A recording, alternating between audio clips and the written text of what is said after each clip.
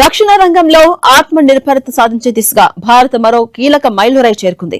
ఉత్తరప్రదేశ్ లోని అమేథీ జిల్లా కోర్వాలోని ఆర్డినెన్స్ ఫ్యాక్టరీలో దేశీయంగా తయారు చేసిన AK-203 అసాల్ట్ రైఫిళ్లు భారత సైన్యానికి చేరవేసేందుకు సిద్దమయ్యాయి. త్వరలోనే వీటి డెలివరీ ప్రారంభం కాబోతోంది. ఈ అత్యాధునిక రైఫిళ్లకు షేర్ అని పేరు పెట్టారు.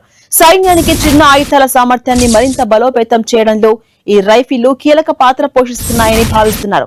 ఈ రైఫిళ్లను Indo Russian rifles private limited ఉత్పత్తి చేస్తోంది. 2019లో భారత సైన్యం రక్షణ మంత్రిత్వ శాఖ ఈ రైఫిళ్ల తయారీకి సంబంధించిన నిర్ణయం తీసుకున్నాయి. ఒప్పందంలో భాగంగా రష్యా నుంచి టెక్నాలజీ బదిలీ జరగక ఆ తర్వాత దేశీయ ఉత్పత్తి కోసం కాంట్రాక్ట్ కుదిరింది. ఆ ఒప్పందం ప్రకారం నిర్దేశించిన సమయానికి రైఫిల్స్ ను అందించబోతున్నారు.